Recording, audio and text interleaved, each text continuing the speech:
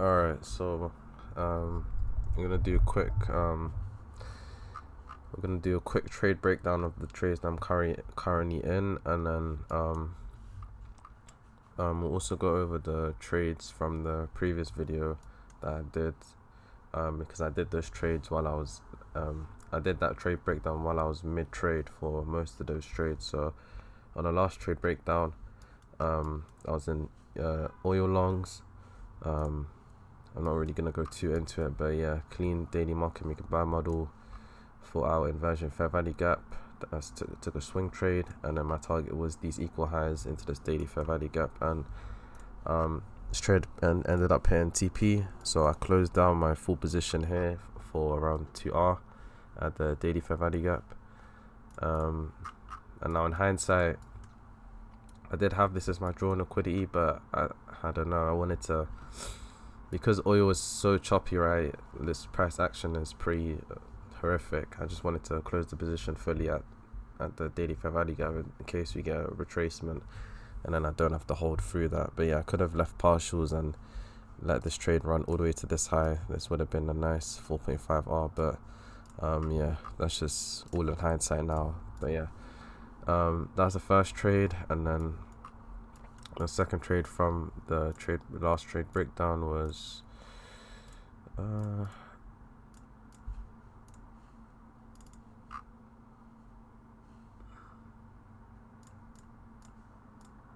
yeah, it was this one.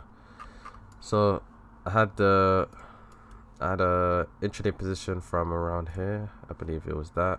Yeah, it was that trade, and then I had my kind of like a swing trade.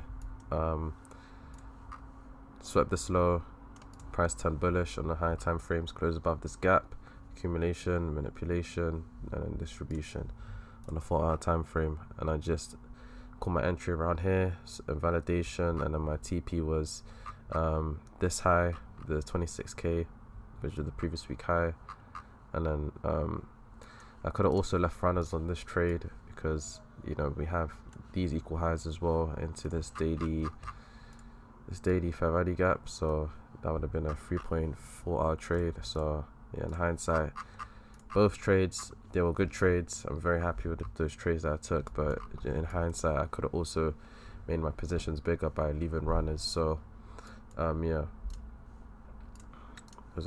took those 2 trades, and then Bitcoin was the third trade that I took. So I took a short from this 4 hour fair value gap, and then if you scale down, this hourly fair value gap inside the 4 hour fair value gap was my entry. So I shorted there, and then I didn't like how price closed above this 4 hour fair value gap and came back into this range after sweeping this low and then these lows as well. So that was a bad sign that price is gonna go lower from here. So I wanted to see how price will react to this 4 hour fair value gap, and then we consolidated above this inversion fair value gap for almost a day, or even closed above here. Yeah, for pretty much a day, almost a day, price was consolidating above the upper half, and we had this order block as well inside the inversion fair value gap, and then traded into it, closed above these down close candles forming a proportion block. So once I saw this candle, I closed my trade somewhere around here because this high was the next draw liquidity for me. And Ethereum, I was expecting Ethereum to also come for this daily fair value gap as well at that point, because we closed above these down close candles after sweeping this low. So for me, it's likely we're gonna go for the internal liquidity before going lower, which was the daily fair value gap, but we swept the previous day high and then went back lower. So yeah, essentially I'll close my trade around here, and then price pushed up higher again, so I was pretty confident we were going to come for this high resting inside the daily fair value gap, but we just swept the previous day high, closed back inside the range, and now we're displacing lower. So yeah, Bitcoin, I'm not too sure. I think because we've closed back below the 4 hour fair value gap again, I think we're just going to continue lower here with even these equal highs. But that is some pretty shit price action there, in my opinion. Well, you got to see how the daily closes. But yeah, I don't regret closing my trade here, because I would have saved the full loss. And in hindsight, if I didn't, this is all in hindsight now, but if I didn't close here and then it went to my SL, I would have been saying, oh, it's so obvious, I should have closed my trade there for a partial loss. So yeah, those are the 3 trades that I took. And then since then I've taken a ES short, which is pretty unfortunate and very annoying, that I've literally got stopped out to the, not to the pit, but I literally got stopped out and price is now reversing. So essentially I had the right daily bias, but now price is, price has stopped me out while having the right daily bias. So that's usually something you don't want to see. Pretty annoying. But yeah, the logic behind it was that we swept the all-time highs, which is the external high. We closed back inside the previous day's range, and we have this daily fair value gap as the internal draw. So for me to want to take a trade here, because it's against the higher time frame order flow, but technically we're also in a range, so there's not really any strong order flow. But yeah, technically the 4 hours was bullish, right? So for me to take a trade from external back to internal, I like to see some sort of confirmations on the 1 and 4 hour, right? So the first sign that we were gonna go lower, let me hide this trade, was that we closed above this upper 4 hour fair value gap, right?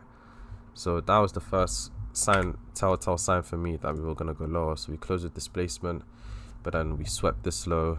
So to me, once I saw this push up higher, I was thinking, okay, this could just be price inverting this premium fair value gap to come into the discount. So we swept this low and pushed up higher, so technically we're still bullish. But then we failed to take out this high, back into this inversion fair value gap and order block as well for our order block. We came back into it, and then we seen this candle pushing lower, and on the 1 hour is a bit more clearer, right? 1 hour to me it looked like smart money reversal and inverted this fair value gap, and then we came back into it and then we pushed lower. So this here was the order block, and then here was these 2 up close candles closing below was the propulsion block. So for me, that was my second confirmation on the hourly time frame and the 4 hour time frame as well. On the 4 hour, price was all the way down here when I entered, so it looked like the 4 hour was also going to form this propulsion block, right? 3 up close candles retrace into those candles, which is the order block, and then closing below, this would have been the propulsion block. So on the 4 hour, it looked like price was also going to confirm that, but then within like the last 15 minutes of the hourly candle, of the 4 hour candle,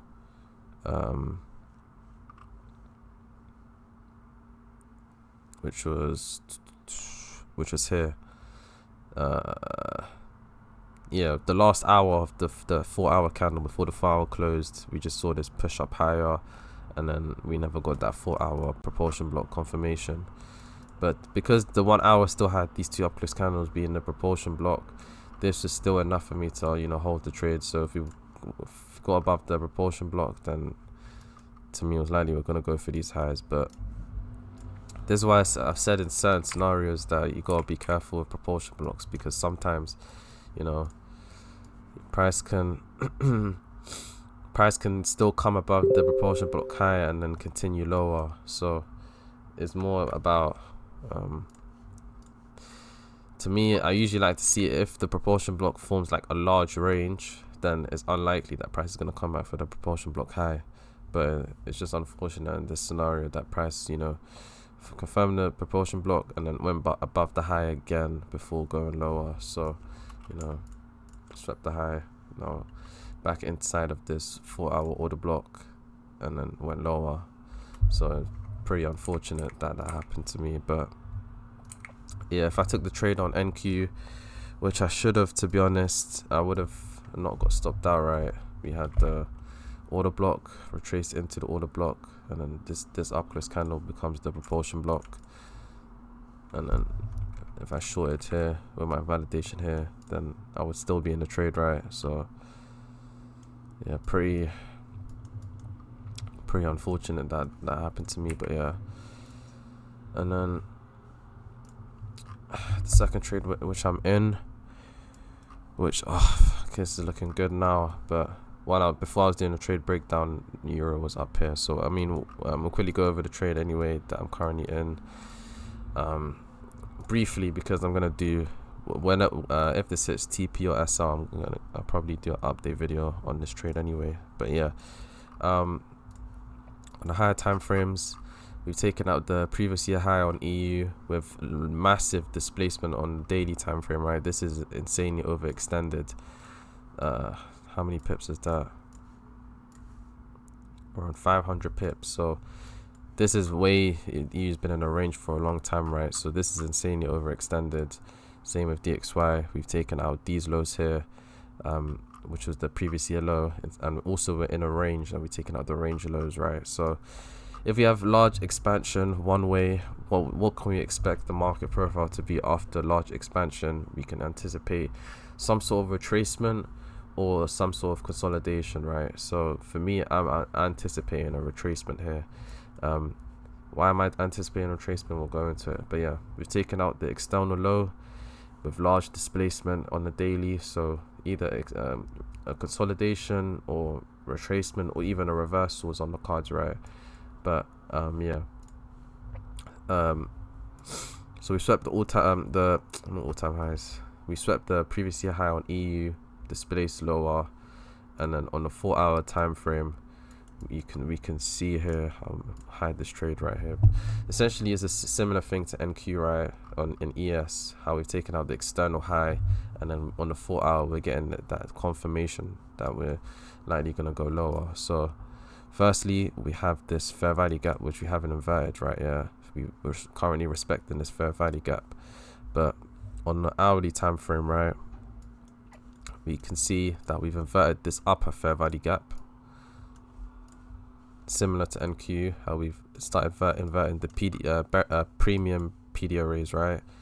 We've had this large drop lower, which doesn't necessarily mean we're bearish, right? This could just be price going from premium to discount and then continue higher.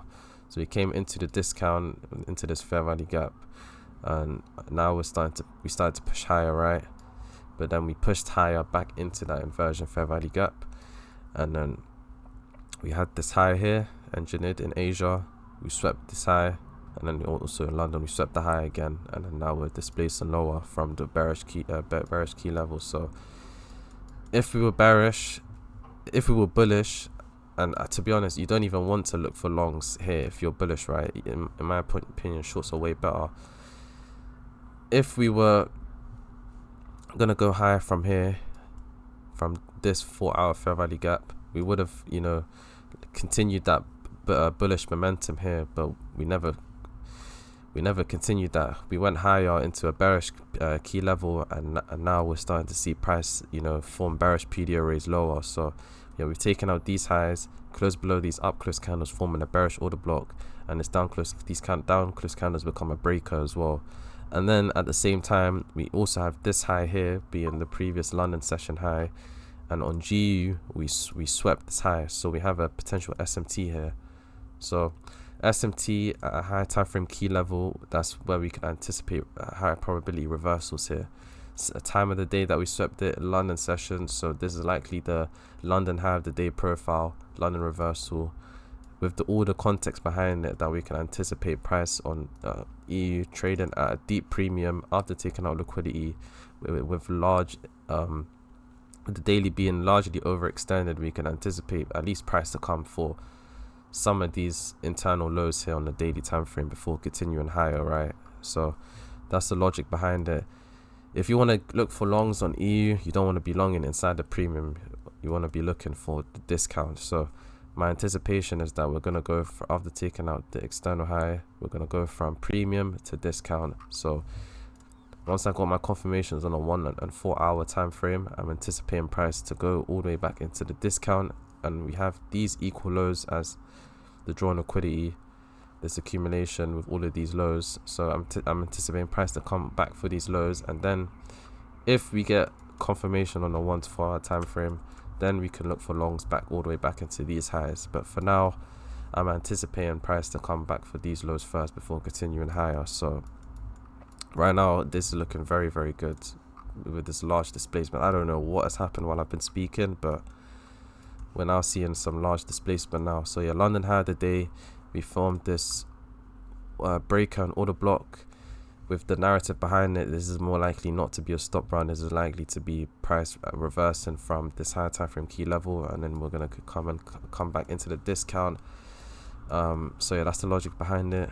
And on DXY as well, same logic behind it. Swept after sweeping these lows. I'm expecting price to come back into some sort of fair value, which is this high. We have these equal highs on the hourly time frame, and we have this dealing range, right? So we'll use this high to this low. This is resting inside of the premium and even the OT level. So I want to see if we're bearish on DXY, I want to see price to come at least back into this level before continuing to sell off. So yeah, we came into this 4-hour fair value gap, retraced lower. Some people would think, okay, this is price coming into 4-hour fair value, we're going to make new lows, which could happen, right? But there's no confirmation we're going to go lower here on the hourly time frame at least. We came back down into this inversion fair value gap. We had this low which we swept, and then we saw confirmation from here that we're going to go higher. So this is like technically the lowest sell being lowest buy being confirmed. And then on the 4-hour time frame, after confirming the London low of the day, we closed above this volume balance gap, whatever you want to call it, opening gap. We closed above it, and then so I'm anticipating this next 4-hour candle to retrace back into the opening gap and then continue higher, and then come for the previous day high at least, which is going to be my break-even level, and then come for these highs next. So I'm mainly holding for these highs, and the risk to reward is not enough for me to take profit here, but yeah, that's my anticipation, right?